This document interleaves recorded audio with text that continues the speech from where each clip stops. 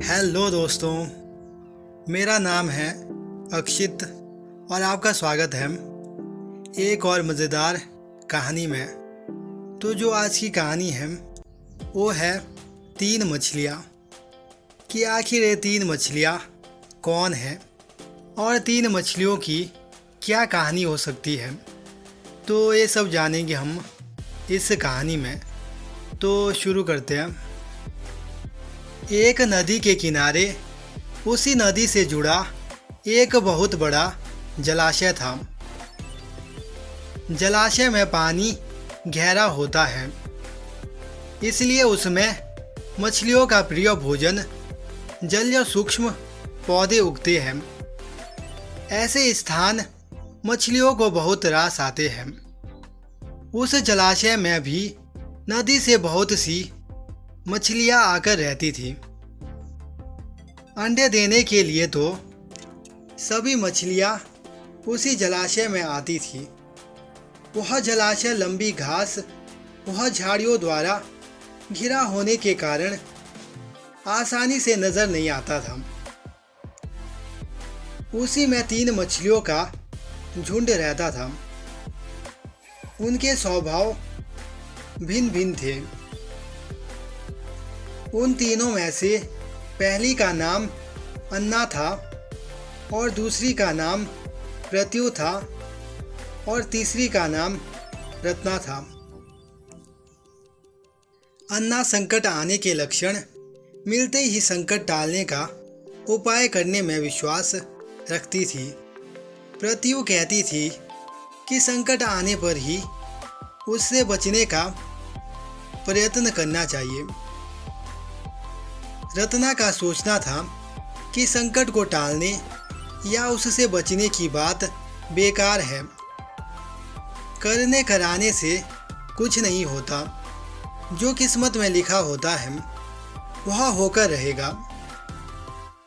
एक दिन शाम को मछुआरे नदी में मछलियाँ पकड़कर घर जा रहे थे। बहुत कम मछलियाँ उनके जालों में फंसी थी, अतः उनके चेहरे उदास थे।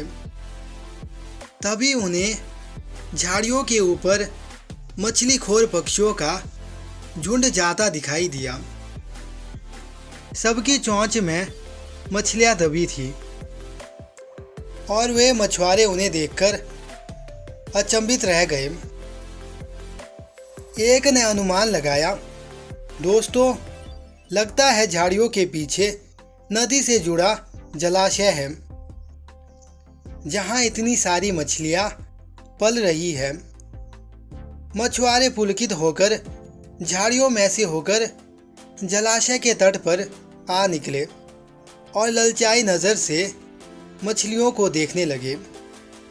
एक मछुआरा बोला, इस जलाशय में तो मछलियां भरी पड़ी है। आज तक हमें इसका पता ही नहीं लगा। यहाँ हमें ढेर सारी मछलियाँ मिलेगी। दूसरा बोला।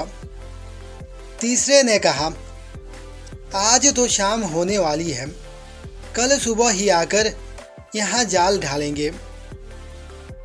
इस प्रकार मछुआरे दूसरे दिन का कार्यक्रम तय करके चले गए। तीनों मछलियों ने मछुआरे की बात सुन ली। अन्ना मछली ने कहा, साथियों, तुमने मछुआरे की बात सुन ली। अब हमारे यहाँ रहना खतरे से खाली नहीं है। खतरे की सूचना हमें मिल गई है। समय रहते अपनी जान बचाने का उपाय करना चाहिए। मैं तो अभी ही इस जलाशय को छोड़कर नहर के रास्ते नदी में जा रही हूँ। उसके बाद सुबह मछुआरे आएंगे और जाल फेंकेंगे। तब तक तो मैं बहुत दूर अटखेलियाँ कर रही होंगी। प्रत्यु मछली बोली, तुम्हें जाना है तो जाओ, मैं तो नहीं आ रही। अभी खतरा आया कहाँ है जो इतना घबराने की ज़रूरत है। हो सकता है संकट आई ही न। उन मछुआरे का यहाँ आने का कार्यक्रम रद्द हो सकता है। हो सकता है रात को उनके जाल चूहे कुतर जाए। हो सकता है उनकी बस्ती में आग लग जाए। भूचाल आकर उनके गांव को नष्ट कर सकता है, या रात को मूसलाधार वर्षा आ सकती है और बाढ़ में उनका गांव बह सकता है। इसलिए उनका आना निश्चित नहीं है। जब वह आएंगे तब की तब सोचेंगे, हो सकता है मैं उनके जाल में ही न फंसूं। रत्ना ने अपनी भाग्यवादी बात कही। भागने से कुछ नहीं होने का। मछुआरों को आना है तो वह आएंगे। हमें जाल में फंसना है तो हम फंसेंगे। किस्मत में मरना ही लिखा है तो क्या किया जा सकता है। इस प्रकार अन्ना तो उसी समय वहाँ से चली गई। प्रत्यु और रत्ना जलाशय में ही रही। सुबह हुई तो मछुआरे अपने जाल को लेकर आए और लगे जलाशय में जाल फेंकने और मछलियां पकड़ने। प्रत्यु ने संकट को आते देखा तो लगी जान बचाने के उपाय सोचने। उसका दिमाग तेजी से काम करने लगा। आसपास छिपने के लिए कोई खोखली जगह भी नहीं थी।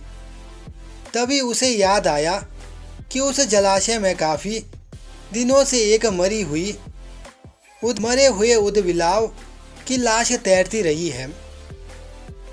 वह उसके बचाव के काम आ सकती है। जल्दी ही उसे वह लाश मिल गई। लाश सड़ने लगी थी। प्रत्यु लाश के पेट में घुस गई और सड़ती लाश की संढांद अपने ऊपर लपेटकर बाहर निकली।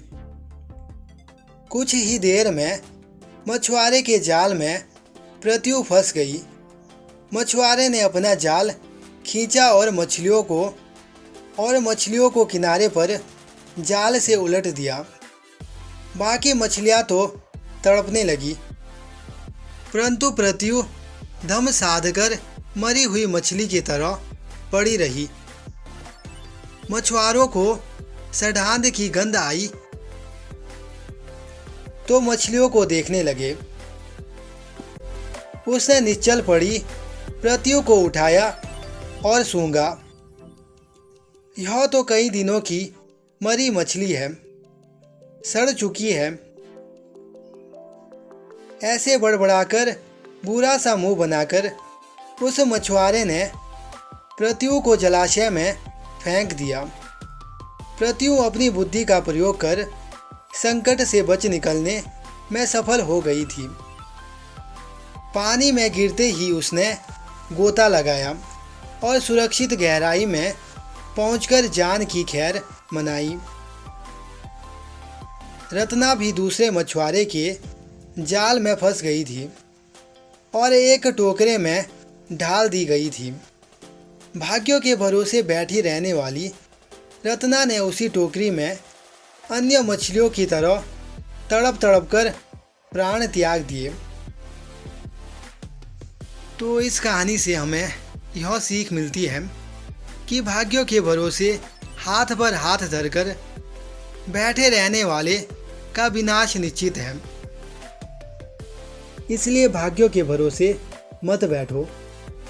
जब भी हमारा साथ तभी तक दे सकता है जब तक कि हम अपने दिमाग का सही ढंग से इस्तेमाल करें और अपनी मेहनत पर विश्वास रखें। तभी भाग्य भी हमारा साथ देता है। हाथ पर हाथ धरे रहने से कुछ प्राप्त नहीं होता। तो इसी के साथ हमारी ये वाली कहानी भी समाप्त होती है और मैं मिलता हूँ आपसे एक और मज़ेदार कहानी के साथ। तब तक के लिए धन्यवाद।